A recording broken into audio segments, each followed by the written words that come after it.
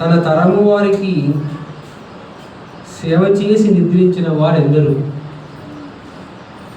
మరొకసారి, తన తరము వారికి సేవ చేసి నిద్రించిన వారెవరు? ఎవరెవరో మీరు ఆలోచించి చెప్పండి. ఎవరు ఉన్నారా తన తరము వారికి సేవ చేసి నిద్రించిన వారు ఉన్నారా? Very good. తన తరము వారికి సేవ చేశాడు. దావీదు ఎవరు? దేవునికి ఇష్టడు. ఇంకా దావీదు ప్రొఫెషన్ ఏంటి? ఆయన వృత్తి ఏంటి? దావీదు ఎవరు? గొర్రెల కాపరి. గొర్రెల కాపరి. ఆ తర్వాత దేవుడు ఆయనకి ఇచ్చినటువంటి మంచి హోదా ఏంటి? రాజు. రాజు సేవ చేస్తాడా? సేవ చేయించుకుంటాడా? కానీ దావీదు ఏం చేశాడు? అది దావీదు యొక్క గొప్పతనం. కాబట్టి దేవుడు దావీదు కొరకు పలికిన మాట ఏంటంటే, నేను యెషయి కుమారుడైన దావీదును కనుగొంటిని. అంటే దేవుడు అందరినీ చూస్తున్నాడు. ప్రపంచంలో ఉన్నటువంటి వాళ్ళందరినీ చూస్తున్నాడు. దేవుడు ప్రపంచ ప్రజలందరినీ కనిపెడుతున్నాడు. కనిపెడితే దేవుడికి ఒక్కరు కనపడ్డారు. ఎవరా ఒక్కరు? దావీదు. అంటే దావీదు కాలానికి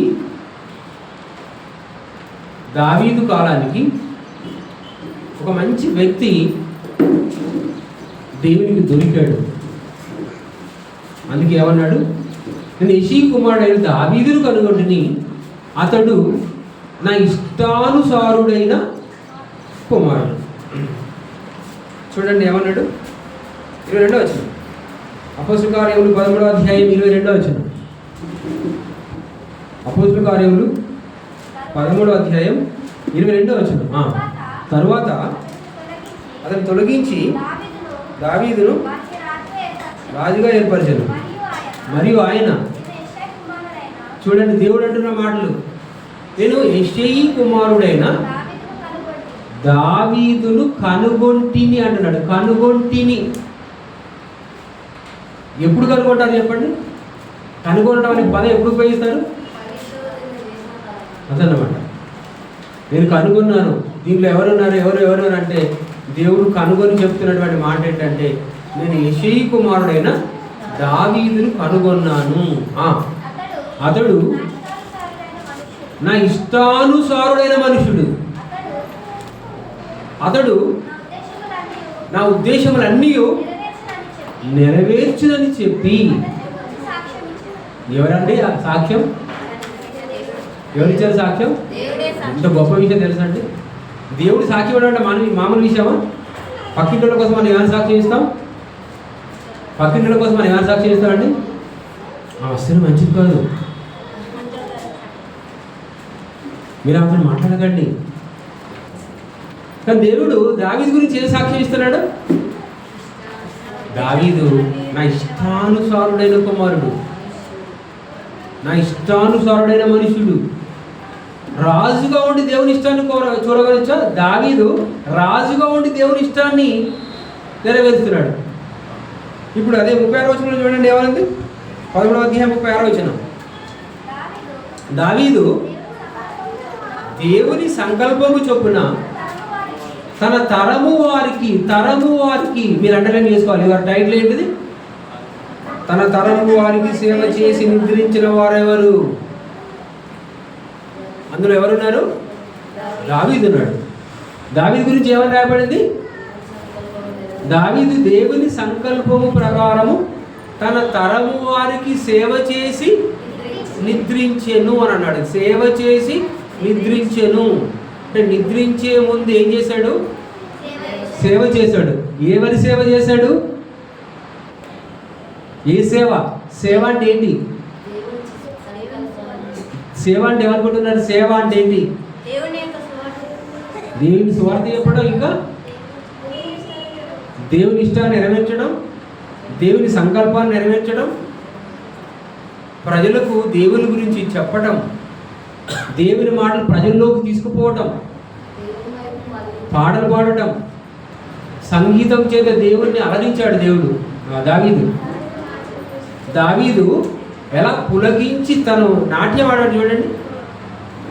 దావీదు నాట్యం ఆడినప్పుడు, పాటలతో నాట్యం ఆడినప్పుడు పరవశించి నాట్యం ఆడాడు దావీదు. ఊరికే రాదు కదండి నాట్యం, ఊరికే రాదు కదా. పరవశించాడు, దేవుల్లో లీనమైపోయాడు, తన్మయత్వం చెందాడు. పాట తనే రచించి తనే పాడుతూ దేవుణ్ణి స్తుతిస్తూ కీర్తిస్తూ దావీదు నాట్యం ఆడాడండి. అంటే తన్మయత్వం పొందాడు, దేవుల్లో లీనమైపోయాడు, దేవుని సంకల్పాన్ని ఎరిగాడు, దేవుణ్ణి తన ఇష్ట దైవంగా పెట్టుకున్నాడు. తన ఇష్టం వచ్చినట్టు చేయలేదు. దావీదు దేవుని ఇష్టాన్ని చూరగొన్నాడు, దేవుని ఇష్టాన్ని నెరవేర్చినటువంటి మహనీయుడు. యేసుప్రభు ఎవరి ఇష్టాన్ని నెరవేర్చడానికి వచ్చాడు భూమి మీదకి? నా తండ్రి, నేను నా చిత్తాన్ని నెరవేర్చుకున్నటకు, నేను నా చిత్తాన్ని నెరవేర్చుకున్నటకు భూమి మీదకి రాలేదు, నా తండ్రి చిత్తాన్ని నెరవేర్చుటకు వచ్చాను. ఇది ఎవరి మాట? యేసుక్రీస్తు మాట. అలాగే దావీదు గారు కూడా ఏమన్నారు? దావీదు గురించి దేవుడే ఇస్తున్నటువంటి సాక్ష్యం ఏంటంటే, దావీదు నా ఇష్టానుసారుడైన కుమారుడు, నా ఇష్టాన్ని నెరవేర్చేవాడు. ఈరోజు గుడికి రాని వాళ్ళు ఉన్నారు కదా, ఎందుకు రాలేదు చెప్పండి? వాళ్ళ ఇష్టం. గుడికి రాని వాళ్ళు ఉన్నారు కదా, ఎందుకు రాలేదు? మా ఇష్టం. గుడికి రావడం మాకు ఇష్టం లేదు, మాకు కొన్ని పనులు ఉన్నాయి, ఆ పని చేయడే మా ఇష్టం, అందుకే రాలేదు. దావీదు నా ఇష్టం కాదు, దావీదు ఇష్టం కాదు, యేసుక్రీస్తు కూడా యేసుక్రీస్తు ఇష్టం కాదు. ప్రతి మనిషికి ఇష్టాలు ఉంటాయి కదండి, ప్రతి మనిషికి ఇష్టాలు ఉంటాయి, సంతోషాలు ఉంటాయి. కానీ తమ ఇష్టాలను పక్కకు పెట్టి, తమ సంతోషాలను పక్కకు పెట్టి దేవుని ఇష్టాన్ని నెరవేర్చుటకు యేసుక్రీస్తు వచ్చాడు. దేవుని ఇష్టాన్ని నెరవేర్చినటువంటి మహనీయుడిగా దావీదు గారి గురించి దేవుడే స్వయంగా సాక్ష్యం ఇస్తున్నాడు. దేవుడే స్వయంగా సాక్ష్యం ఇస్తున్నాడు. ఏమని? దావీదు నా ఇష్టానుసారుడైన మనుషుడు. గొప్ప మాట.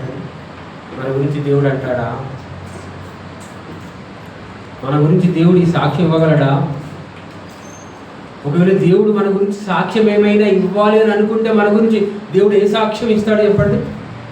దేవుడు మన గురించి ఏ సాక్ష్యం ఇచ్చే విధంగా మన జీవితాలు ఉన్నాయి, మన నడవడిక ఉంది, మన మాట తీరుంది, మన ప్రవర్తన ఉంది, మన క్రియలు ఉన్నాయి, మన నడతలు ఎలా ఉన్నాయి, దేవుడు ఇష్టపడే విధంగా ఉన్నాయా, మన ఇష్టానుసారంగానే మనం నడుచుకుంటున్నామా భూమి మీద దేవుడు ఇచ్చిన ఆయుష్లో? దావీదు గురించి దేవుడే చెప్పినటువంటి అద్భుతమైనటువంటి మాట అండి. దావీదు ఏమన్నాడు? తన తరము వారికి ఎవరికి సేవ చేశాడంటే పక్కింటి వాళ్ళకి మాత్రమే ఉన్న ఊరిలోనే సేవ చేస్తాడా? సహజంగా ఒక పాస్టర్ గారు ఎక్కడ సేవ చేస్తాడు చెప్పండి? అవును, మీరు ఎక్కడ చేస్తున్నారండి సేవ? ఆ జనగామలో చేస్తున్నాను. మీరు ఎక్కడ చేస్తున్నారు? ఆన్లైన్లో చేస్తున్నాను. మీరు ఎక్కడ చేస్తున్నారు? హన్మకొండలో చేస్తున్నాము. ఇంకా అంతే. మీరు సత్యాగారు హన్మకొండలో రిటైర్మెంట్ కావాల్సింది, మీరు సత్యాగారు జనగామలో రిటైర్మెంట్ కావాల్సింది, మీరు సత్యాగారికి ఆన్లైన్లో రిటైర్మెంట్ కావాల్సింది, అంతే అనమాట. హద్దులు అంతే, మనం సేవ చేసే హద్దులు అంతవరకే. కానీ దావీదు చేసిన సేవ హద్దులు ఎక్కడి వరకు వెళ్ళిపోయాయి? సరిహద్దులు ఎక్కడి వరకు వెళ్ళిపోయాయి? ఈ తరము వారిలో ఉన్నటువంటి అందరి కోసం అండి. ఆయన ఒక హద్దు లేదు. ఈ ప్రాంతం వరకే కాదు, ఈ రాజ్యం వరకే కాదు, ఈ పొలిమల వరకే కాదు, ఈ భూమి మీద ఉన్నటువంటి మనుషులందరూ తన తరములో తను బ్రతికున్నప్పుడు ఎవరైతే బ్రతికున్నారో వాళ్ళందరూ కూడా దావీదు తరం వాళ్ళు. అంటే ఇప్పుడు మన తరం వాళ్ళు ఎవరు? మనం భూమి మీద బ్రతికున్నప్పుడు, ఈ భూమి మీద ఇప్పుడు ఎవరైతే బ్రతికున్నారో, ఎందరైతే బ్రతికున్నారో వారందరూ మన తరం వారండి. దావీదు తన తరము వారికి సేవ చేశాడు. యేసుప్రభు ఏం చేశాడు? యేసుప్రభు కూడా ఏం చేశాడు? దేవుని సేవ చేశాడు. మంచి మాట అన్నాడు. ఏమన్నాడు యేసుప్రభు? నేను పరిచారము చేయించుకొనుటకు రాలేదు, కానీ పరిచారము చేయుటకును అనేకులకు క్రయధనముగా తన ప్రాణమును ఇచ్చుటకు భూమి మీదకి యేసుక్రీస్తు వచ్చాడు. అంటే యేసుక్రీస్తు యొక్క ఉద్దేశాలను దావీదు యొక్క ఉద్దేశాలు టాలీ అవుతున్నాయి చూడండి. యేసుక్రీస్తు కూడా దేవుని కుమారుడు కదా, సేవ చేయించుకోవచ్చు. దావీదు రాజు కదా, సేవ చేయించుకోవచ్చు. కానీ యేసుప్రభు అన్న మాట ఏంటంటే, నేను సేవ చేయించుకోవడానికి రాలేదు, నేను నా దేవుని పిల్లలైనటువంటి నా సహోదరులకు సహోదరులకు సేవ చేయుటకు వచ్చాను అన్నాడు. సేవ చేయుటకు వచ్చాను అన్నాడు. అంత గొప్ప మాట అండి. చిన్న పదవిలోకి వెళ్ళిపోతే మనం ఏమనుకుంటాం? వాళ్ళందరూ నా సేవ చేయాలనుకుంటారు. ఒక ఎమ్మెల్యే ఉంటాడు అనుకోండి, ఎలక్షన్ ముందు ఏమంటాడు, నేను మీకు సేవ చేస్తానని అంటాడు. ఒక ఎంపీ ఉన్నాడు అనుకోండి, ప్రచారంలో ఏమంటాడు, నా రక్తపు బొట్టు చివరి రక్తపు బొట్టు వరకు మీకు సేవ చేస్తానని అంటాడు. ఒంగు దండాలు పెడతాడు, అవసరమైతే పాదాలు కూడా మొక్కుతాడు. పదవి వచ్చిన తర్వాత అయ్యగారిని కలుసుకోవడానికి కూడా అపాయింట్మెంట్ ఇయ్యాడు. నేను నీ సేవకుడే అంటాడు. మంత్రి అంటే అర్థం ఏంటి చెప్పండి? పరిచారకుడు, పరిచారం చేయవాడు, సేవ చేసేవాడు. ఎలక్షన్ ముందు ఏమని చెప్తాడు, నేను మీ సేవ చేస్తానంటాడు. మీ సేవకుని, మీ జీతగాన్ని నేను మీ కొరకేనండి అని అంటాడు. నా జీవితంలో మొత్తం మీ కొరకే సేవ చేస్తా అంటాడు. గెలిచిన తర్వాత, పదవి వచ్చిన తర్వాత సేవ చేయించుకుంటాడు. కానీ దావీదు అలా కాదండి, తన తరము వారికి సేవ చేశాడు. తన తరములో ఉన్నటువంటి వారికి సేవ చేసినటువంటి ఘనుడండి దావీదు. అందుకే ఈ తరం, ఆ తరంలో దావీదు చేశాడు. మరి మన తరంలో అపోస్తల కార్యంలో ఒక మంచి మాట ఉందండి. అపోస్తల కార్యం 2వ అధ్యాయం 40వ వచనం. అపోస్తల కార్యములు 2వ అధ్యాయం 40వ వచనం చదువుకుందామండి. ఇంకను అనేక విధమైన మాటలతో సాక్ష్యం ఇచ్చి, మీరు మూర్ఖులకు ఈ తరము వారికి వేరు కాకుండా రక్షణ పొందలేరా? మీరు ఒకవేళ ఈ మూర్ఖుల నుండి వేరు కాకుండా ఆ మూర్ఖులు మిమ్మల్ని ఏం చేస్తారో తెలుసా? మూర్ఖత్వంలోకి దింపుతాడు. ఈ మూర్ఖ సమాజంలో నుండి వేరు కాకపోతే, సపరేట్ కాకుంటే ఈ మూర్ఖులు ఏం చేస్తారు? మిమ్మల్ని మూర్ఖత్వంలోకి దింపుతారు. చూడండి, దుష్ట సహవాసం మంచి నడవడిని. మీ సహవాసం ఎలా ఉందో చూసుకోండి. మీ ఫ్రెండ్స్ ఎలా ఉన్నారో చూసుకోండి. మీరు ఎవరితో ఎక్కువ మాట్లాడుతున్నారో చూసుకోండి. ఎవరితో చాటింగ్ చేస్తున్నారా, మీ ఫ్రెండ్స్ ఎవరో చూసుకోండి. మీరు ఎక్కువ సమయం ఎవరికి కాల్ చేస్తున్నారో చూసుకోండి. అవతల వ్యక్తులు మంచివాళ్ళేనా, సౌశీల్యవంతులేనా, గుణవంతులేనా, మంచివాళ్ళేనా, మంచి నడవడిక కలవాలేనా? అయితే మీరు వారితో సహవాసం చేయండి. వాళ్ళ తేడా వస్తే మీ సహవాసం, మీ ప్రవర్తన పాడైపోతుంది, మీ మంచితనం పాడైపోతుంది. దేవుని పిల్లలుగా మీ యొక్క సౌమ్యత చెడిపోతుంది. దుష్ట సాంగత్యం మంచి నడవడిని చెరుపుతుంది. మీ ఫ్రెండ్స్ని బట్టి మీ లైఫ్ ఆధారపడి ఉంటుందండి. ఒక ఫ్రెండ్ ఒక వ్యక్తి యొక్క జీవితాన్ని ప్రభావితం చేస్తాడు. ఒక మిత్రుడు మరొక మిత్రుడి యొక్క జీవితాన్ని ప్రభావితం చేస్తాడు. కాబట్టి మన మిత్రత్వం ఎలా ఉందో చూసుకోవాలి. కానీ దేవుడు చెప్తున్న మాట ఏంటో చూడండి, ఈ తరము వారికి వేరై. ఎందుకంటే ఈ తరంలో ఉన్న వాళ్ళందరూ ఎలా ఉన్నారట? మూర్ఖులు అండి. వాళ్ళంతా మూర్ఖులు. ఈ తరములో అప్పటికి ఈ మాట రాయించినప్పటికీ ఆ తరంలో ఉన్నటువంటి వాళ్ళందరూ ఎవరు? మూర్ఖులు. కాబట్టి ఎప్పుడైతే మీరు దేవుని వాక్యం విన్నారో, ఎప్పుడైతే మీ హృదయం తెరవబడిందో, ఎప్పుడైతే మీ మనసులోకి దేవుని వాక్యం వెళ్ళిందో, మీ హృదయంలోకి వాక్యం వచ్చిన తర్వాత, మీ మనసు మారిన తర్వాత, మూర్ఖులకి ఈ తరము వారికి వేరై రక్షణ పొందండి అని అన్నాడండి. అంటే ఈ తరంలో ఉన్నటువంటి వాళ్ళు మామూలు వాళ్ళు కాదు. ఈ తరంలో ఉన్నటువంటి వాళ్ళు మామూలు కాదు. కనుక వాళ్ళతో కనుక సహవాసం చేస్తే, వాళ్ళతోనే కనుక మీరు సహవాసం చేస్తే వాళ్ళ అలవాట్లు వస్తాయి. స్కూల్లో చిన్నపిల్లలు ఉన్నారు చూడండి. స్కూల్లో చిన్నపిల్లలు మన దగ్గర ఉన్నప్పుడు ముద్దు మాటలు మాట్లాడతారు, మంచి మాటలు మాట్లాడతారు. ఒకవేళ స్కూల్ పోయించిన తర్వాత ఆ పిల్లవాళ్ళు కొన్ని బూతులు మాట్లాడుతున్నారు అనుకోండి, అరే ఏంట్రా నీ భాష ఆడిపోయింది, మా ఇంట్లో ఉన్నాడు బాగుండే, ఇప్పుడే నీ మధ్యలో బూతులు మాట్లాడుతున్నాడు అంటే ఎక్కడి నుంచి వచ్చాయన్నమాట ఈ మాటలు? వాళ్ళ ఫ్రెండ్ ఎవడో అనగా వీడు విన్నాడు అనమాట. విన్న తర్వాత ఎక్కడ ప్రదర్శిస్తాడు? ఇంట్లో కదా ప్రదర్శించేది. అంటే వీళ్ళ ఫ్రెండ్షిప్ ఎలా ఉందన్నమాట, ఎవడో కచరా ఉంటాడని అర్థం. ఆ మాటలు చిన్నపిల్లవాళ్ళు నేర్చుకుంటారండి. ఆ చిన్నపిల్లవాళ్ళు మన ముందు ప్రదర్శిస్తారు. అస్సలే ప్రవర్తన మంచి కాపాడుకోవాలండి. కాబట్టి ఈ తరం అంతా కూడా చెడిపోయింది, ఈ తరం అంతా కూడా బాగోలేదు. ఈ తరం చెడిపోయిందని చెప్పడానికి సాక్ష్యం ఏంటో తెలుసా అండి? దేవుని మంచి మాటలు చెప్తున్నప్పుడు ఏం చేయాలి? వినాలి. దేవుని మంచి మాటలు చెప్తున్నప్పుడు ఏం చేయాలి? వినాలి. మంచి మాటలు కదా వినాలి. మంచి మాటలు చెప్పితే బైబిల్లో ఉన్న ఏ మాటలు? మంచి మాటలు కదా. మంచి మాటలు చెప్తే వినడానికి బదులు ఏం చేస్తున్నారు? మంచి మాటలు చెప్పినప్పుడు ఆస్వాదించుకోవడానికి బదులుగా ఏం చేస్తున్నారు? వ్యతిరేకిస్తున్నారు. అంటే ఇప్పుడు మనకి ఏమర్థం కావాలి? వీళ్ళు మంచోళ్ళు కాదు అని అర్థం. మంచి మాటలు చెప్పినప్పుడు ఇంకొన్ని మంచి మాటలు చెప్పండి అని అనుకోవాలి. మన సువార్త చెప్పడానికి వెళ్తున్నప్పుడు, బైబిల్ పంచుతున్నప్పుడు కానీ, లేదా మంచి మాటలు చెప్తున్నప్పుడు కానీ వాళ్ళు ఏమనుకోరండి, మనకి కొన్ని బాగా చెప్తున్నారని ఇంకా చెప్పండి అని అలా. ఇంకోసారి బైబిల్ చెప్పకూడదు అని అంటున్నారంటే వీళ్ళు మంచి వ్యక్తులు కాదు అని మనకు అర్థమైపోయింది. కాబట్టి మనం ఏం చేయాలి? మన రక్షణ కొనసాగించుకోవాలి కదా. వాళ్ళు మంచి వాళ్ళకి అనంత మాత్రం మనం పరలోకి వెళ్ళకుండా ఉంటామా? ఈ తరం అంతా పాడైపోయింది కాబట్టి ఈ తరం నుండి మనం ఏం చేయాలి? మూర్ఖులకు ఈ తరం వారికి వేరే రక్షణ పొందండి అని అన్నాడండి. తరానికి తరం పాడైపోయిందండి. తరాన్ని కాపాడాలి, మనుషులు కాపాడాలి. మన తరంలో మనం దేవుని కలిగి ఉన్నాం. మన తరంలో యేసు ప్రభువుని మన హృదయంలో ధరించుకొని ఉన్నాం. మన తరంలో యేసు ప్రభువుని మన గుండెల్లో పెట్టుకొని ఉన్నాం. మన తరం బాగుంది. మన అనంతరం, ఈ తరం అనంతరం వచ్చే తరం అంటే పిల్లలు. ఈ పిల్లలకు మనం పంచించాల్సింది ఆస్తే కాదు, ఆస్తితో పాటు దేవుని మాటలు పంచివ్వాలండి. ఈ దేవుని మాటలతో ఉన్నటువంటి బైబిల్కి సాటి అయినటువంటి సంపద ప్రపంచంలో ఉందా? ఈ బైబిల్లో ఉన్నటువంటి మంచి మాటలు, దేవుని మాటలు అనే ఈ సంపదకు సరితూగే సంపద ప్రపంచంలో ఎక్కడైనా ఉందా?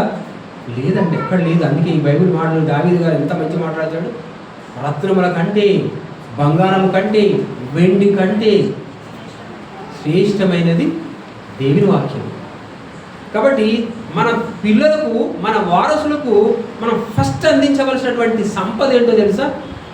నువ్వు ఫ్లాట్లు ఇస్తావా తర్వాత, ఎకరాలు ఇస్తావా తర్వాత, నీ వాటా ఇస్తావా తర్వాత, నీ ఆస్తి పంచి ఇస్తావా తర్వాత, కానీ ఫస్ట్ మన పిల్లలకు, మన తరం తర్వాత వచ్చేటువంటి తరం మన పిల్లలకు విధిగా ప్రతి పేరెంట్ ఇవ్వవలసినటువంటి సంపద ఏంటంటే, ఇదిగో వెండి కంటే, బంగారం కంటే, ముత్యాల కంటే, వజ్రాల కంటే విలువైనటువంటి దేవుని మాటలను సంపదగా మన పిల్లలకి ఇవ్వాలండి. అందుకే కదా ఇప్పటివరకు పిల్లలకు కేటాయించాం కదా టైం, చక్కగా చెప్పగలుగుతున్నాను. మన పిల్లల్ని దేవునిలో పెంచాలి, మన పిల్లలకి దేవుని వాక్యాన్ని అర్థం చేయించాలి. అప్పుడు ఆ తరము కూడా దేవుణ్ణి తెలుసుకుంటారు.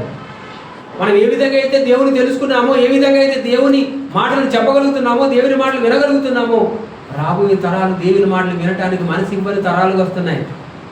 ఒక సీరియల్ చూడడానికి చెవులు ఇస్తున్నారు, సినిమాలు చూడడానికి కళ్ళు ఇస్తున్నారు, గొడవలకు అటెండ్ అవుతున్నారు. కానీ దేవుని మాటలు వినటానికి అటెండ్ అవుతున్నారా అంటే దేని ఇష్టపడుతున్నారు? గొడవలు ఇష్టపడుతున్నారు, తనుకోవడానికి ఇష్టపడుతున్నారు, సినిమాలు చూడడానికి ఇష్టపడుతున్నారు, డైలాగులు వినడానికి ఇష్టపడుతున్నారు, సీరియల్ చూడడానికి ఇష్టపడుతున్నారు. దేవుని మాటలు వినడానికి ఇష్టపడటం లేదు. అసలు దేవుని మాటలు అంటే ఇష్టపడే తరం రాబోతుంది, జాగ్రత్త. ఒక తరం చూడండి, బైబిల్లో మీరు కళ్ళు విప్పి చూస్తే అద్భుతం అండి. ఒక తరం చూడండి ఏ విధంగా ఉందో తెలుసా? ఇంత భయంకరమైనటువంటి తరం ఉందో తెలుసా అండి? ఒక భయంకరమైనటువంటి తరం ఉంది. న్యాయాధిపతులు 2వ అధ్యాయం 10వ వచనం, న్యాయాధిపతులు 2వ అధ్యాయం 10వ వచనం. ఒక భయంకరమైనటువంటి తరాన్ని చూడగలుగుతున్నామండి. దేవుని పిల్లలు, దేవుని ప్రజలు, ఇజ్రాయేలీల నుండి వచ్చినటువంటి తరాలలో ఒక తరం ఎలా పాడైపోయింది చూడండి. తరానికి తరం పాడైపోయిందండి. చూడండి, ఆ తరము వారందరూ అంటే ఈ మాట వ్రాయించేటప్పటికి ఏ తరం గురించి అయితే చెప్తున్నాడో ఆ తరములు ఉన్నటువంటి ప్రజలందరూ కూడా ఏమైపోయాడు చూడండి, అది తమ పితరుల యొద్దకు చేర్చబడి. ఒక తరం ఏమైంది? తన పితరుల యొద్దకు చేర్చబడి. ఇప్పుడు దావీదు ఏం చేశాడు?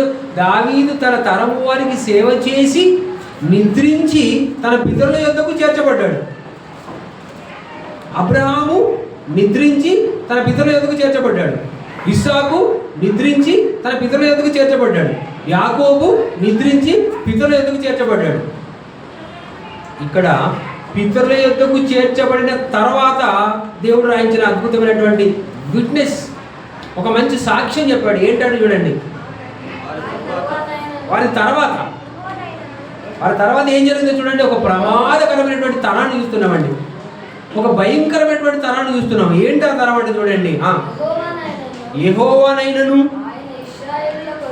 ఆయన ఇశ్రాయేలుల కొరకు చేసిన కార్యములనైనను ఎరుగని తరం ఒకటి పుట్టగా. ఒక తరం పుట్టిందటండి. ఆ తరానికి మనం ఒక క్వశ్చన్ ఇస్తున్నాం. ఏమని వేద్దాం తెలుసా? ఆ తరానికి ఒక క్వశ్చన్ ఇద్దాం. ఎర్ర సముద్రాన్ని 2 పాయలుగా చేసిన వాళ్ళు ఎవరో నీకు తెలుసా అని ప్రశ్న వేసాం అనుకోండి, మాకు ఏం తెలియదు అంటారు అంతే. ఇజ్రాయేల్ దేవుడు ఎవరు తెలుసా అని ప్రశ్న వేసాను అనుకోండి, మాకేం తెలియదు అని అంటాడు. ఎందుకు? యెహోవానైనను ఆయన ఇజ్రాయేల్ కొరకు చేసిన కార్యములనైనను ఎరుగని తరం ఒకటి పుడుతుందని అన్నాడు. ఇజ్రాయేల్ ఐగుప్తు దేశంలో నుండి కనాను దేశాన్ని నడిపించడానికి ఎన్ని అద్భుతాలు చేశాడండి, ఎన్ని సూచక్రియలు చేశాడు. సముద్రాన్ని 2 పాయలుగా చేయడం సామాన్య విషయం కాదు కదా. పగలు నడుస్తున్నప్పుడు ఎండ దెబ్బ తగలకుండా మేఘస్తంభాన్ని నడిపించడం సామాన్య విషయం కాదు, అది ఒక అద్భుతం కదా. రాత్రి అయినప్పుడు చీకటి ఉన్నప్పుడు ఆ చీకటిని పారదోలడానికి దేవుడు ఏం చేశాడు? చీకటిలో ఏం చేశాడు దేవుడు? వెలుగును నింపాడు, తెలుసు కదా. పగలైతేనేమో అగ్నిస్తంభం, పగలైతేనేమో మేఘస్తంభం, రాత్రి అయితే అగ్నిస్తంభాన్ని నిలబెట్టాడు. రాత్రి అయిందనుకోండి ఒక స్తంభాన్ని నిలబెట్టాడు. ఆ స్తంభం ఏం చేస్తాడు తెలుసా? బ్రైట్నెస్, వెలుతురు, కాంతిని ఇస్తూనే ఉంటుందండి. ఏ లైట్ అవసరం లేదు. ఇప్పుడున్నటువంటి ఏ హెలిజన్ లైట్ కంటే కూడా పవర్ఫుల్ లైట్ దేవుడు అక్కడ ఇజ్రాయేలులకి 6 లక్షల మందికి సరిపోయేంత లైట్ ఎంత ఉండాలండి? ఈ లైట్ సరిపోతుందా? ఈ లైట్ బాగా అంటే 20 మంది 30 మంది మనం వచ్చినటువంటి మీటింగ్ సరిపోలేదు, సరిగా లైటింగ్ సరిగా లేదు. 6 లక్షలకు పైగా ఉన్నటువంటి వాళ్ళందరికీ కూడా లైట్ సరిపోవాలంటే, వాళ్ళందరూ కూడా ప్రయాణం అవుతున్నప్పుడు, రాత్రికాల సమయంలో ప్రయాణం అవుతున్నప్పుడు వాళ్ళందరికీ సరిపోని లైట్ కావాలంటే ఎంత పెద్ద లైట్ కావాలో ఒకసారి మీరు ఊహించారు. ఆ లైట్ దేవుడు ఏం చేశాడు? రాత్రి ఏం చేశాడు? అగ్నిస్తంభాన్ని నిలబెట్టాడండి. ఆ అగ్నిస్తంభం వాళ్ళందరి మీద లైట్ ఫోకస్ చూపించింది. ఇది అద్భుతమా కాదా? ఇలాంటి అద్భుతాలు వీళ్ళు ఏం చేశారు తెలుసా? ఈ వీళ్ళ కడుపులో ఉంటే వాళ్ళందరూ కూడా మర్చిపోయారు. యెహోవానైనను ఇజ్రాయేల్ కొరకు యెహోవా చేసిన కార్యములనైనను ఎరుగని తరం ఒకటి పుట్టింది. తెలుసా మీ పితరులకు దేవుడు ఎంత సేవ చేశాడో తెలుసా అంటే మాకేం తెలియదు అంటాడు. చెడిపోయారు అన్నమాట. మీ అబ్రాహాం తాత తెలుసా అంటే మా అబ్రాహాం తాత మాకేం తెలియదు అని అంటాడు. మీ అబ్రాహాం తాత దేవుడితో స్నేహితుడు అని అంటే చెప్తాడు, మాకేం తెలియదు అని అంటాడు. మీ ఇసాకు ముత్తాత తెలుసా మీకు అని అంటే మాకేం తెలియదు అంటాడు. యాకోబు తెలుసా ఎంత గొప్పవాడో, మాకేం తెలియదు అని అంటాడు. మీరందరూ అక్కడ నుండి వచ్చారు తెలుసా? యాకోబుకు దేవుడు తోడుగా ఉన్నాడు తెలుసా? ఇసాకు దేవుడు తోడుగా ఉన్నాడు తెలుసా? అబ్రాహాంకు దేవుడు తోడుగా ఉన్నాడు తెలుసా? మాకేం తెలియదంటే మాకెవరు చెప్పలేదండి అంటారు. మరి ఇప్పుడు ఎవరిది తప్పు? వారిని కన్న తల్లిదండ్రులది తప్పు. నువ్వు ఆస్తిని పంచించవచ్చు, బాగా చదివించి ఉద్యోగం ఇప్పించవచ్చు, మంచి ఆరోగ్యంగా ఉంచేలా చేసేవచ్చు, ఆకలి తీర్చవచ్చు, మంచి ఇల్లును కట్టించవచ్చు. కానీ దేవుణ్ణి పరిచయం చేయించుకుంటే దేవుడు నిన్ను అడుగుతాడు. ఏ పిల్లలైతే దేవుణ్ణి ఎరగలేదో ఆ తల్లిదండ్రులను నిలబెడతాడండి, దోషిగా నిలబెడతాడు దేవుడు. మీ పిల్లల్ని దేవుణ్ణి ఎందుకు పరిచయం చేయించలేదని అడుగుతాడు. ఆ తరం అయిపోయింది. యెహోవానైనను ఇజ్రాయేల్ కొరకు దేవుడు చేసిన అద్భుత కార్యములైనను ఎరుగని తరం ఒకటి పుట్టిందటండి. ఎంత బాధపడతాడు దేవుడు. తరాలను కాపాడుకోవాలి, తరాలను దేవుని వాక్యంతో నిలబెట్టాలి. దేవుని వాక్యము ఆగిపోకుండా దేవుని వాక్యము తరతరాలలో కొనసాగేలా మనం ఏం చేయాలి తెలుసా అండి? దేవుని వాక్యాన్ని అందించాలి, మన పిల్లలకు అందించాలి. ఆడపిల్లలకు దేవుని వాక్యాన్ని నేర్పించాలి, మగపిల్లలకు దేవుని వాక్యాన్ని నేర్పించాలి, మన చిన్న పిల్లలకు దేవుని వాక్యాన్ని నేర్పించాలి. వాళ్ళు నడవవలసిన త్రోవను వారికి నేర్పు వారు వృద్ధుడైనను తొలగిపోకుండా ఉండాలంటే మనం ఏం చేయాలి తెలుసా అండి? మన పిల్లలకు వాక్యం నేర్పించాలి, యెహోవా ఎవరు పరిచయం చేయించాలి, దేవుడు అంటే ఎవరో నేర్పించాలి. ఎందుకంటే తరం పాడైపోయింది, తరానికి తరమే పాడైపోయింది. అందుకే దేవుడు ఏమని చెప్పాడు? నీతిమంతులు లేరు, ఒక్కడు లేడటండి. ఇంత పెద్ద జనాభాలో ఒక్కడు లేకుండా ఎలా ఉంటే అర్థరహితం కదా. ఇంతమంది కోట్ల కొలది జనాభా ఉంటారే, కోట్ల కొలది జనాభాలో ఒక్కటి నీతిమంతుడు లేడటండి. ఎంత బాధపడతాడు దేవుడు. నీతిమంతుడు లేడు, ఒక్కడు లేడు. దేవుడు అనుగ్రహించు మహిమను పొందలేకపోతున్నాను. ఇక గుడ్ న్యూస్ అంటే తెలుసా? మీ అందరికీ గుడ్ న్యూస్ అంటే తెలుసా అండి? మనమందరము మహిమ పొందబోతామండి. ఈ దీన శరీరాలను దేవుడు ఏం చేసినా తెలుసా? ఈ దీన శరీరాలను దేవుడు తన కుమారుడైన యేసుక్రీస్తుకు సాటి అయిన మహిమగల శరీరాలుగా మలచబోతున్నాడు దేవుడు. మన ఈ దీన శరీరాలను దేవుడు యేసుక్రీస్తుకు సమరూపమైనటువంటి మహిమ శరీరాలుగా మార్చబోతున్నాడు. అది ఎప్పుడు సాధ్యమవుతుంది అంటే, నువ్వు నీతిమంతుడుగా ఉంటే, నేను నీతిమంతుడుగా ఉంటే. నీతిమంతుడు లేడు, ఒక్కడును లేడు. దేవుడు అనుగ్రహించు మహిమను పొందలేకపోతున్నాడు. ఈరోజు ఎవరైతే నీతిమంతులుగా లేరో, ఎవరైతే నాస్తికులుగా ఉన్నారో, ఎవరైతే దేవుని తెలుసుకోలేదో, ఎవరైతే దేవుని దగ్గరికి రాలేదో, దేవుని మాటలు వినలేదో, విశ్వాసి కాలేదో, వాళ్ళకి మహిమ శరీరము లేదు. మీరు ఎప్పుడు నిస్పృహంతో ఉండకూడదు, నిరాశతో ఉండకూడదండి. మీరు ఎప్పుడు ఆనందంగా ఉండాలి, అమిత ఆనందంగా ఉండాలి. మీరు చాలా ఆనందంగా ఉండాలి. మీరు ఎప్పుడు ఆనందంగా ఉండాలి. ఎందుకు తెలుసా? ఈ శరీరాన్ని దేవుడు మహిమగల శరీరంగా మార్చబోతున్నాడు. యేసుక్రీస్తును మనం చూసినప్పుడు ఎలా ఏమైపోయాడు? ఆరోహణం అయిపోయాడు. చూడండి, దేనిలో ఎక్కాడు? రాకెట్లో వెళ్ళాడా? ఫ్లైట్లో వెళ్ళాడా? దేని మీద వెళ్ళాడు? ఏ వాహనం మీద వెళ్ళాడు? ఇలా వెళ్ళిపోతున్నప్పుడు ఈలోపు ఒక మేఘం వచ్చేసింది. ఆ మేఘం కొనిపోయింది. యేసుక్రీస్తును పరలోకానికి వెళ్ళిపోయాడు, తండ్రి ఎదురు వెళ్ళిపోయాడండి. ఎంత అద్భుతం తెలుసా అది? ఆ సంఘటన ఎంత అద్భుతం అండి. మన జీవితంలో కూడా అది మనం చూడబోతున్నాం. మన జీవితంలో కూడా అది మనం చూడబోతున్నాం. ఈ భూమి మీద వ్యత్యాసం, ఈ భూమి మీద తారతమ్యాలు, ఈ భూమి మీద ఏమంటాం దీన్ని? వివక్ష. ఈ భూమి మీద వివక్ష అండి. తెల్లవాడు నల్లవాడని వివక్ష, పొట్టివాడు పొడుగువాడు అనే వివక్ష, ఉన్నవాడు లేనివాడనే వివక్ష, పురుషుడు స్త్రీ అనే వివక్ష, నువ్వు నేను అనే వివక్ష, యజమాని బానిస అనే వివక్ష. కానీ యేసుక్రీస్తు రెండవ రాకడలో వచ్చిన తర్వాత ఎవరైతే నీతిమంతులుగా ఉంటారో, ఎందరైతే నీతిమంతులుగా ఉంటారో, వీళ్ళందరినీ మహిమగల శరీరాలుగా మార్చుకొని మరీ పరలోకానికి వెళ్తాడండి. ఇది క్రైస్తవులకు ఒక అద్భుతమైన వరం, దేవుడిచ్చిన వరం. ఎందుకంటే నమ్ముకుంటున్నాం మనం దేవుని. మనం ఎందుకు నమ్ముకుంటున్నాం చెప్పగలరా? శాశ్వతమైన జీవితం కోసం, అద్భుతమైన జీవితం కోసం, మహిమగల జీవితం కోసం. పరలోకంలో దేవునితో ఉంటే అద్భుతమైనటువంటి శాశ్వతమైన జీవితం కోసం మనం దేవుని దగ్గరికి వచ్చాం. దేవుని ఓడించావు, దేవుని మాటలు వింటున్నాం, దేవుని అద్భుతాలను చూడగలుగుతున్నాం. కాబట్టి దేవుడు చెప్పిన అద్భుతమైనటువంటి మాటలు చూడండి. ఆదికాండం 7వ అధ్యాయం. సారీ, నీతిమంతులు లేడు, ఒకడు లేడు అనుకున్నాం. ఆదికాండం 7వ అధ్యాయం 1వ వచనం చూడండి, ఏమో రాయబడింది. ఆదికాండం 7వ అధ్యాయం 1వ వచనంలో, యెహోవా ఈ తరము వారిలో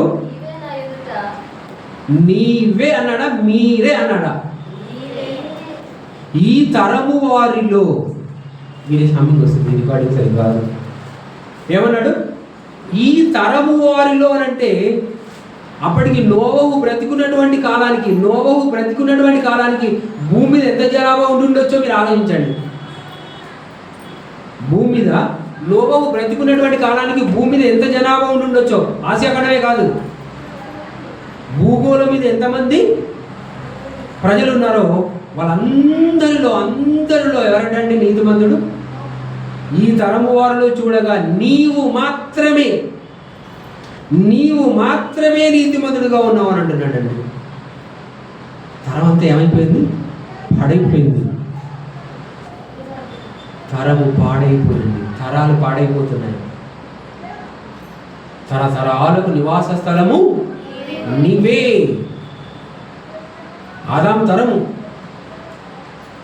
కయీను తరము, షేతు తరము, ఇలా తరతరాలుగా మన ముత్తాత, తాత, తండ్రులు, మన తరం వరకు ఆలోచిస్తే తరతరములకు నివాస స్థలము నీవే. గొప్ప మాట అండి. తరతరములకు నివాస స్థలము నీవే. ఎంత గొప్ప మాట అండి. ఎందరున్నారు తరానికి? ఒక్కడు. 100కి ఒకడైతే సంతోషం. 100కి ఒకడున్నాడా? 1000కి ఒకడున్నాడా? కోటికి ఒకడున్నాడా? కనీసం 100కి ఒకడున్నాడా? కోటికి ఒకడున్నాడా? 100కి ఒక్కడు లేడు, కోటికి ఒక్కడు లేడు. తరానికి ఒక్కడండి, తరానికి ఒక్కడు. మనం ఏమనుకుంటాం తెలుసా అండి? హ్యూమన్ సైకాలజీ ఎలా ఉంటుందో తెలుసా? పక్కన గుడికి రాలేదు కదా, వాళ్ళే లేట్ వస్తున్నారు కదా, మనం కూడా లేట్ వద్దాం. ఇంతసేపు పక్కన చూస్తారు చూడండి.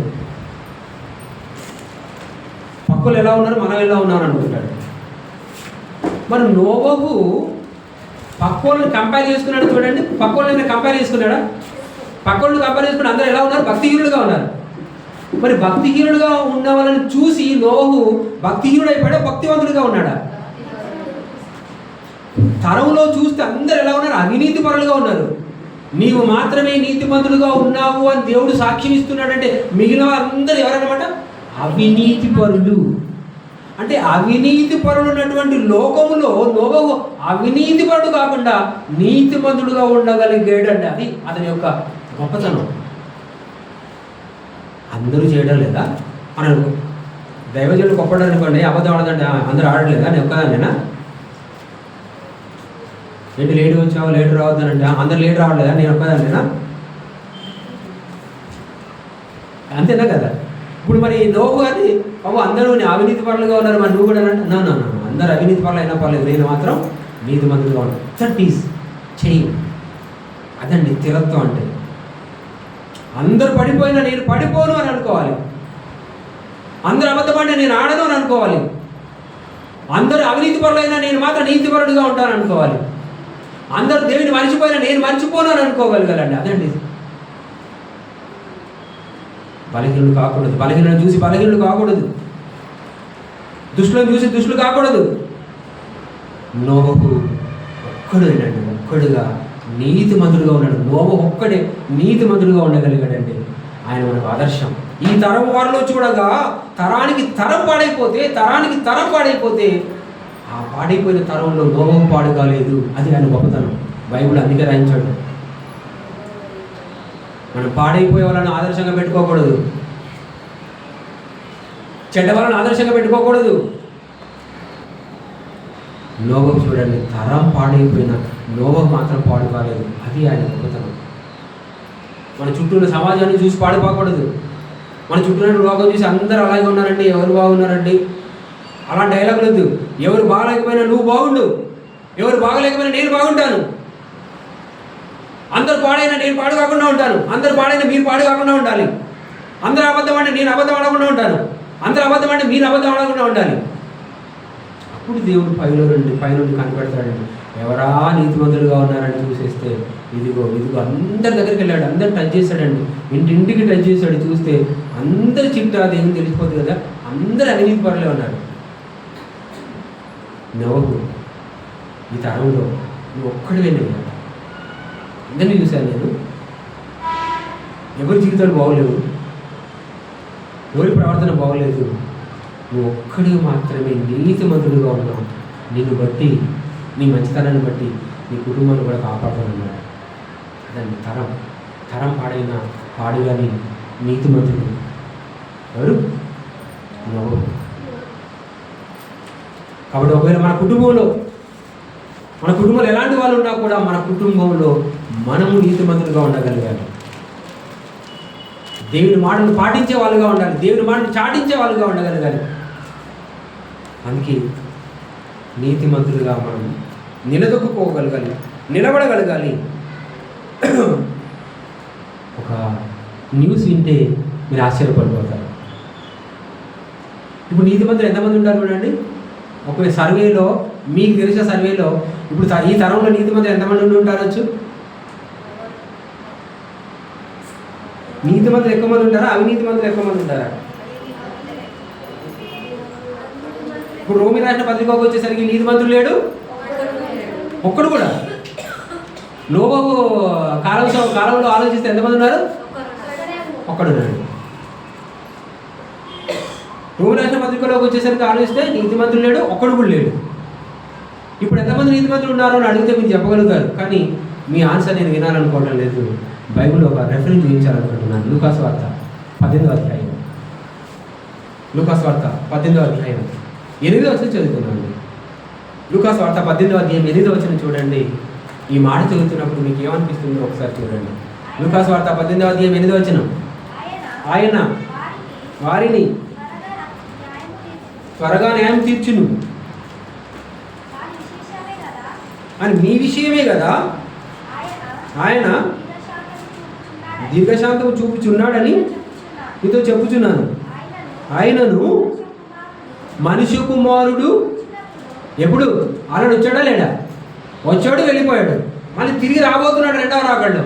మనిషి కుమారుడు రెండవ రాకడలో వచ్చే సమయానికి ఈ లోకం ఎలా ఉంటుందో చెప్తున్నాడు చూడండి. ఇప్పుడు చదువుకుందాం. మనిషి కుమారుడు వచ్చినప్పుడు ఆయన భూమి మీద విశ్వాసమును కనుగొనునా. యెషయి కుమారుడైన దావీదును కనుగొంటిని అన్నాడు. యెషయి కుమారుడైన దావీదును కనుగొంటిని. కానీ యేసుక్రీస్తు రెండవ రాకడలో భూమి మీదకి వచ్చినప్పుడు భూమి మీద విశ్వాసమును కనుగొనునా ఎందరున్నారు? నోబు కాలంలో ఒకరున్నారు కదా. లోతు కాలంలో ఆ సొదొమ గొమొర్రా ప్రాంతాలలో ఎంతమంది ఉంటే తప్పిస్తానన్నాడు? చివరికి కౌంట్ 50తో స్టార్ట్ అయ్యి 10 మంది నీతిమంతులు ఉన్నాయి సొదొమ గొమొర్రా ప్రాంతాలను నేను తగుల పెట్టకుండా కాపాడుతాను అన్నాడు. 10 మంది నీతిమంతులు ఉన్నారు. కానీ అక్కడ 10 మంది నీతిమంతులు ఉన్నారా?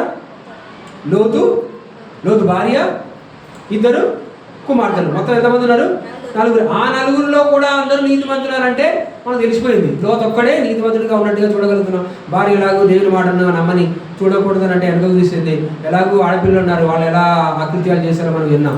అంటే ఇప్పుడు ఎంతమంది ఉన్నారు అక్కడ నీతిమంతులు? నోవు జలప్రలయ సమయానికి సొదొమ గొమొర్రా ప్రాంతంలో ఒక లోతు ఉన్నాడు, దాన్ని బట్టి కుటుంబం కాపాడబడింది అనుకుంటే, ఇప్పుడు యేసుక్రీస్తు రెండవ రాకడలోకి వచ్చేసరికి కౌంట్ ఎంత చెప్తున్నాడండి? సంఖ్య భూమి మీద విశ్వాసమును కనుగొందునా. రాయించిన మాట ఎవరు రాయించారు? దేవుడేనా కదా. కనుగొనునా, కనుగొను అంటున్నాడా? కనుగొనునా అంటున్నాడా? ఉంటారా విశ్వాసులు అప్పటి వరకు? We're proud of it. ఇంతమంది వచ్చారు, చాలా సంతోషిస్తున్నాం. ఇందులో ఎప్పటి వరకు ఫిల్టర్, ఎప్పటి వరకు ఎంతమంది ఫిల్టర్ అయిపోతారో. యేసుప్రభు ఎవరు శిష్యులను చేసి మీరు కూడా వెళ్ళవాలని ఉన్నారా అని అన్నాడు. 1000 మంది వెంబడించారు యేసుప్రభును, 1000 మంది వెంబడించారు. 500 మంది చిక్కారు. అందులో 70 మంది చిక్కారు ఫిల్టర్ చేస్తే. ఆ 70 మందిలో ఎంతమంది ఉన్నారు? చివరికి 12 మంది ఉన్నారు. ఆ 12 మందిలో చివరికి ఎంతమంది ఉన్నారు? 11 మంది ఉన్నారు. శిలువ దగ్గరకు వచ్చేసరికి ఒక్కడే ఉన్నాడు. ఇప్పుడు యేసుప్రభు రెండవ రాకడలో పరిస్థితి ఎలా ఉండబోతుంది అని చెప్పడానికి దేవుడు రాయించినటువంటి అద్భుత మాట ఏంటంటే, ఆయన భూమి మీదకి వచ్చినప్పుడు భూమి మీద అసలు విశ్వాసము కనుగొనునా, ఒక్కడైనా ఉండలేము. అంత భయంకరమైనటువంటి పరిస్థితులు చూడండి. మన విశ్వాసాన్ని కాపాడుకోవాలి, మన నమ్మకాన్ని కాపాడుకోవాలి, మన పిల్లలకు దాన్ని పంచివ్వాలి, పిల్లలకు దేవుని పరిచయం చేయాలి, దేవుని మాటలు వాళ్ళ గుడిలో పెట్టాలి. ఈ పనికి మనం పూనుకోకపోతే ఈ తరముతోనే ఆగిపోయే వాళ్ళు ఉంటారేమో. మీ పిల్లలు దేవుని మర్చిపోయేవారుగా ఉంటారేమో. యెహోవానైనను ఇశ్రాయేలు కొరకు యెహోవా చేసిన కార్యమునైనను ఎరుగని తరము ఆ రోజు ఉంటే ఈ రాబోయే తరానికి దేవుని ఎరుగని ప్రజలు ఉండకుండా ఉండాలంటే ఈ తరములో ఉన్నటువంటి మనం తరాన్ని కాపాడాలి. దావీదు ఏం చేశాడు? తన తరం వారికి సేవ చేశాడు. మనం మన తరానికి సేవ చేయాలి. హెబ్రీ రాసిన పత్రిక 3వ అధ్యాయం 10వ వచనం అండి. హెబ్రీ రాసిన పత్రిక 3వ అధ్యాయం 10వ వచనం. హెబ్రీ రాసిన పత్రిక 3వ అధ్యాయం 10వ వచనం చదువుతున్నాం. కావున నేను ఆ తరము వారి వలన విసిగిద్దని. దేవుడు ఏం చేశాడండి? విసిగిపోయాడు. ఒక్కోసారి విసిగిపోతాడు. మనం దేవుని దగ్గర రాకుంటే, దేవుని సన్నిధికి రాకుంటే, దేవుని మాటలు వినకుంటే, మాటల ప్రకారంగా జీవించకుంటే, మాటలు ఇతరులకు చెప్పకుంటే, మాటల ప్రకారంగా మన జీవితం లేకుంటే దేవుడు బాధపడిపోతాడండి. ఆ తరం వారు ఏం చేశారంటే దేవుణ్ణి విసిగించారట.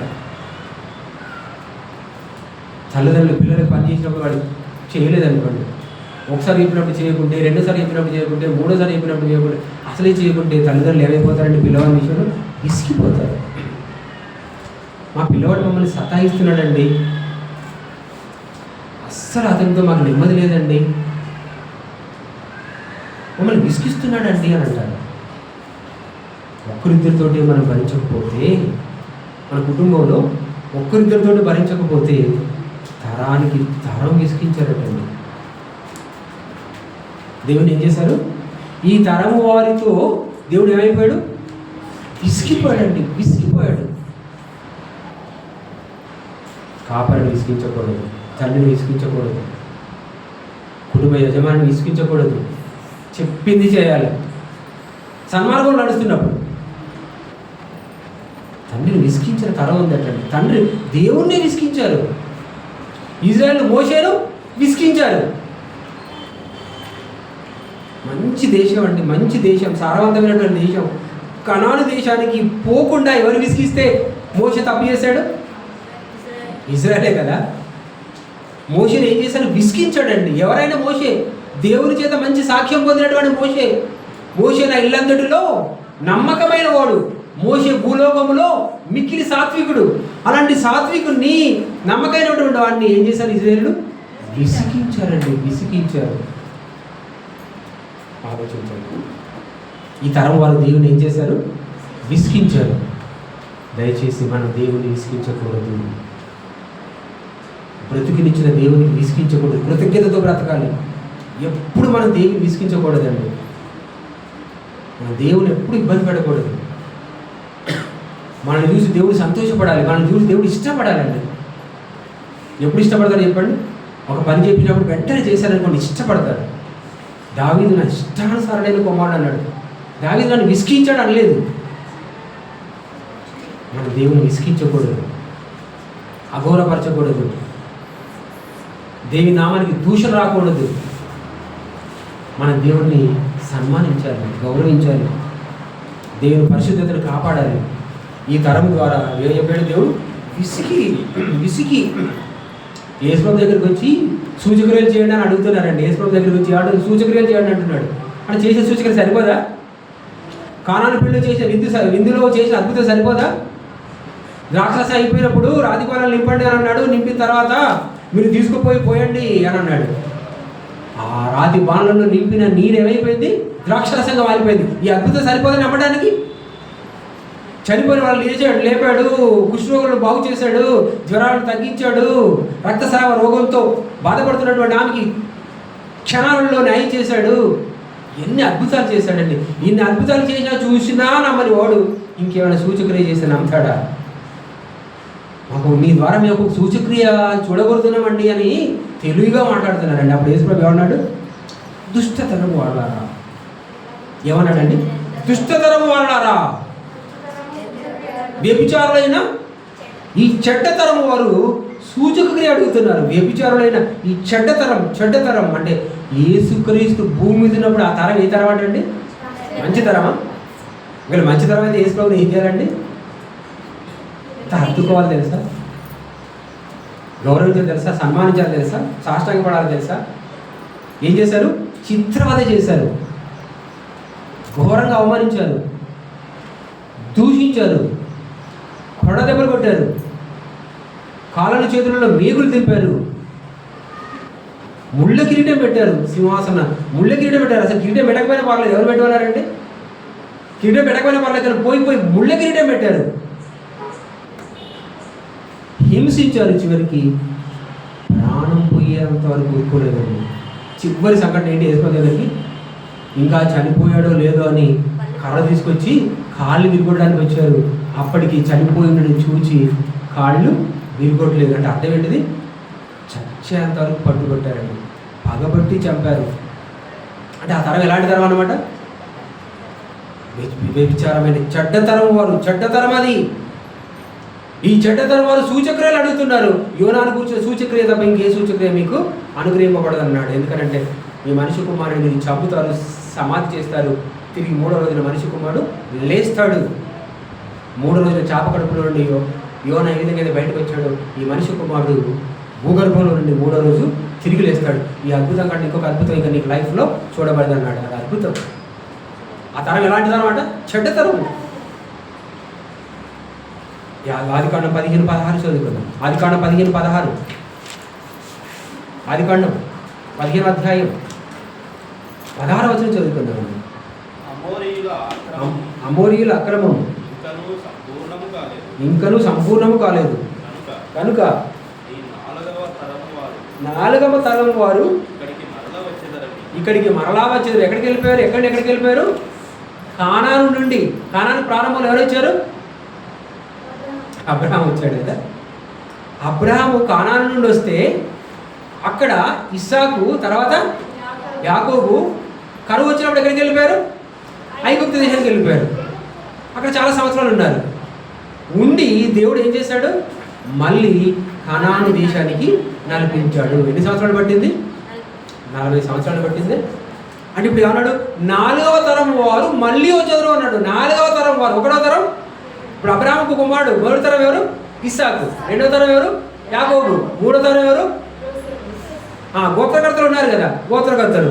ఈ 4వ తరం ఎవరు? వీళ్ళందరూ ఏమైపోయారు? ప్రధానులు వీళ్ళందరూ ఏమైపోయారు అంటే ఐగుప్తు దేశంలో ప్రయాణం అయిపోయారు కదా.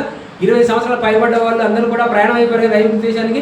ప్రయాణం అయిపోయి ఇక కనాను దేశానికి వెళ్తారు అన్నప్పుడు మధ్యలో యోర్దాను దగ్గర ఉన్నంత వరకు వీళ్ళందరూ ఏమైపోయారు? 40 సంవత్సరాలలో ఒక్కొక్కరుగా అరణ్యంలో రాలిపోయారు, నశించిపోయారు. తర్వాత ఒక తరం వచ్చింది. ఎన్నో తరం అది? 4వ తరం. 3వ తరం ఏమైపోయింది? అరణ్యంలో నశించిపోయారు. వాళ్ళకు పుట్టే పిల్లలు ఉన్నారే, వాళ్ళందరూ పోయారు. అందులో ఎవరు నిలబడ్డారు లాస్ట్ చివరికి? యెహోషువ, కాలేబు ఇద్దరు నిలబడ్డారు. మిగిలిన వాళ్ళందరూ పాడైపోయారా? వాళ్ళకు పుట్టినటువంటి పిల్లలే 4వ తరం వాళ్ళు ఈ ప్రాంతానికి వస్తారు అన్నాడు దేవుడు. ఆ విధంగా వచ్చారు. తరాలు నిలబడ్డాయండి. మీరు ఎప్పుడు గొప్పవాళ్ళు అవుతారు తెలుసా? మీ గర్భమున దేవుడిచ్చిన బహుమానాలను దేవునిలో పెంచితే మీ జన్మ ధన్యం. దేవుడు మీకు ఇచ్చినటువంటి గర్భఫలాలను దేవునికి అనుకూలంగా భక్తిలో పెంచితే, నీతిమంతుడిగా పెంచితే మీ వివాహం ఘనమైనది. మీ గర్భంలో చీడపురుగులు పుడితే, అవిశ్వాసులుగా ఉంటే మీ వివాహం ఫెయిల్ అయిపోయిందని అర్థం. వివాహం అన్ని విషయంలో ఏది? పెళ్ళిళ్ళు పెద్దలు బాధ్యత ఘనమైనదా? భోజనం మంచి పెడితే ఘనమైనదా? వివాహం ఎప్పుడు ఘనమైనదో తెలుసా అండి? దేవుడిచ్చినటువంటి గర్భఫలాలు దేవుణ్ణి తెలుసుకొని విశ్వాసంలో నిలిస్తే ఆ వివాహం ఘనమైనది. లేకపోతే ఆ వివాహ వ్యవస్థ ఏమైపోయినట్టు మీ విషయంలో ఫెయిల్. మీ కుటుంబ వ్యవస్థ కుప్పకూలిపోయింది, మీ వివాహ వ్యవస్థ కుప్పకూలిపోయింది. మీ పిల్లలను దేవునిలో నిలబడాలి, దేవుని కొరకు నిలబెట్టాలి, తరాన్ని కాపాడగలగాలి. మీ రాబోయే తరాన్ని కాపాడాలి, భక్తి కలిగిన తరంగా నిలపాలి, నిజాయితీ కలిగిన తరంగా నిలపాలి, నిర్దోషమైనటువంటి తరంగా నిలపాలి, పవిత్రమైనటువంటి పిల్లలుగా మీ తరాలను నిలపాలి అని దేవుడు కోరుకున్నాడు. అందుకే తన తరం వారికి సేవ చేసి నిద్రించిన వారు ఎవరు? అందులో ఎవరున్నారండి? సేవ చేసి నిద్రించిన వారిలో నీతిమంతుడు అబ్రహాము ఉన్నాడు, ఇస్సాకు ఉన్నాడు, యాకోబు ఉన్నాడు. ఆ తర్వాత ఎవరున్నారు? దావీదు ఉన్నాడు. ఈ పాఠం విన్న తర్వాత మనం నేర్చుకోవాల్సినటువంటి మోరల్ ఏంటి చెప్పండి? ఈ పాఠం అంతా విన్న తర్వాత మనం నేర్చుకోవాల్సినటువంటి ఒక మంచి గుణపాఠం ఏంటి చెప్పండి? ఈ తరంలో ఉన్నటువంటి వారికి మన తరంలో మనము దేవుణ్ణి పరిచయం చేసి సేవ మనం చేయించుకోవడం కాదు, సేవ చేయాలి. పరిచారం చేయించుకోవడానికి మనిషి కుమారుడు భూమి మీదకి రాలేదు. పరిచారం చేయుటకును క్రయధనముగా తన ప్రాణం ఇచ్చుటకు భూమి మీదకి వచ్చాడు. దావీదు రాజైనా కూడా సేవ చేయుటకు వచ్చాడు. మనం రాజు కాకపోయినా దేవుని నమ్ముకున్న యాజకులము, దేవుని పిల్లలం, రాజులం. మనం దేవుని సేవ చేయగలగాలి. దేవుని సేవ చేయడానికి దేవుడు మనల్ని ఇంకా క్షేమంగా ఉంచుకున్నాడు. ఈ తరాన్ని కాపాడే వాళ్ళు ఎవరో కాదు, మనమే అయి ఉంటారు. కనుక మనము దేవుని సేవ చేసి నిద్రించాలి. నిద్రించే ముందు సేవ చేసి పితరుల ఎద్దుకు వెళ్ళాలి. సేవ చేసి దేవుని చేత మంచి సాక్ష్యం పొంది పితరుల ఎద్దుకు చేర్చబడాలి అని మీ అందరూ ఒకసారి జ్ఞాపకం చేసి మాట్లాడుతూ ముగిస్తున్నాను. కలమూసులుగా ప్రార్థన చేసుకుందాం. పరలోకమందున్న మా తండ్రి, ఈ శ్రేష్టమైన ఉన్నత నామానికి వందనాలు, స్తుతులు, స్తోత్రాలు చెల్లిస్తున్న ప్రభువా, దావీదు గారు మా ముందున్నటువంటి తరాలలో ఉండి తన తరం వారికి సేవ చేసి నిద్రించాడు, మాకు ఆదర్శంగా నిలబడ్డాడు. ప్రభువా, మిమ్మల్ని నేను మీరు ఇజ్రాయేల్ కొరకు చేసిన కార్యములను ఎరగని తరం ఒకటి పుట్టింది ప్రభువా. అలాంటి భయంకర తరం ఈ తరం కాకుండా మాకు మీరు ఇచ్చినటువంటి గర్భఫలాలకు తండ్రి మిమ్మల్ని పరిచయం చేసి మీ గొప్పతనాన్ని చెప్పి మీ ప్రేమ రుచిని పంచి మా తరంలో మీ సేవ చేస్తున్నట్లుగా మాకు మీరు ఇచ్చినటువంటి పిల్లల చేత కూడా మీ సేవ చేయించుటకు నేర్పించే జ్ఞానం ఇవ్వండి అని మనం చేసుకుంటూ వచ్చిన సంఘస్థులందరినీ పేరు పేరును దీవించండి. ఈరోజు ఒక మంచి మాటలు గుండెల్లో నింపుకొని తృప్తిగా ఇంటికి వెళ్ళాలని కృప చూపండి. అవును ప్రభువా, మీకు కూడా దావీదు వారు మంచి సేవ చేసి దేవుని పిల్లలుగా ఉండాలి అని ఒక మంచి పాఠం నేర్చుకొని మీ పట్ల భయభక్తులు కలిగి ఉండి ఆత్మీయ ఆహారం తిన్న వీళ్ళు మర్చిపోకుండా తండ్రి మిమ్మల్ని విసిగించకుండా మిమ్మల్ని గణపరిచి కొనియాడేవారుగా ఉండలాగా కృప చూపండి. సంఘాన్ని దీవించి ఆశీర్వదించండి. యేసు నామములో ప్రార్థన సమర్పించి వేడుకుంటున్నాము తండ్రి. ఆమేన్. Thank you.